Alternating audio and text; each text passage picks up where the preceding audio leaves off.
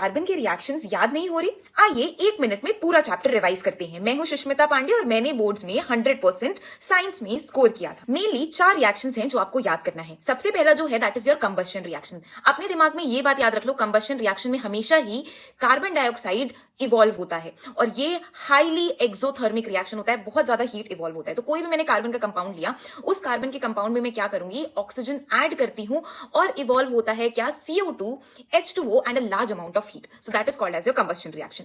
आते हैं दूसरी रिएक्शन पे, that is your oxidation reaction. दिमाग में रखो, ऑक्सीडेशन का मतलब होता है एडिशन ऑफ ऑक्सीजन।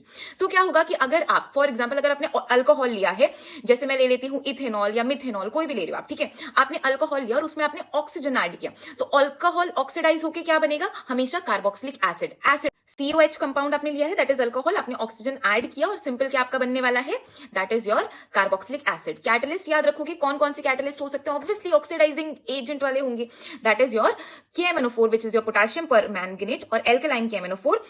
और दूसरा जो रिएक्शन होता है that is your acidified K2Cr2O7। Third is your addition reaction. Addition reaction जो होता है वो बेसिकली बोर्ड का one of the favourite reaction होता है, क्योंकि इसमें आप क्या करते हो कि जो भी आपकी एल्कीन्स होती हैं, मतलब अनसैचुरेटेड कंपाउंड्स होते हैं, एल्कीन्स या एल्काइंस जो होते हैं उनको आप कन्वर्ट करते हो किसमें, एल्केन्स में। मतलब जो कार्बन कार्बन के बीच में डबल बॉन्ड होगा उसमें आप क्या करोगे, वो डबल बॉन्ड हटाकर या वो जो भी डबल बॉन्ड होगा या ट्रिपल बॉन्ड होगा उस बॉन्ड को हटाकर आप क्या ऐड करते हो, हाइड्रोजन ऐड करते हो।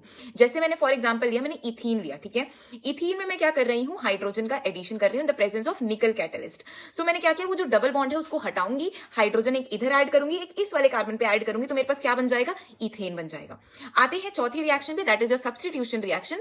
सब्स्टिट्यूशन रिएक्शन आपके एल्केन्स के लिए होता है।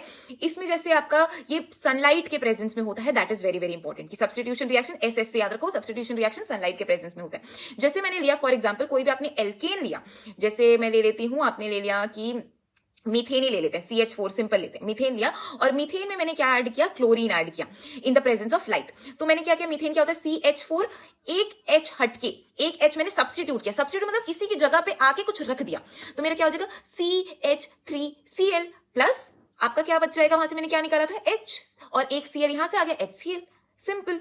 So this is how. और आपके 4 रिएक्शन मैंने कंप्लीट करा दिए, इससे आपके 3 से 4 मार्क्स बिल्कुल सेट हैं और one of the toughest topic of carbon and its compound का मैंने आपको आज कवर करा दिया। Do let me know in the comments what else you want.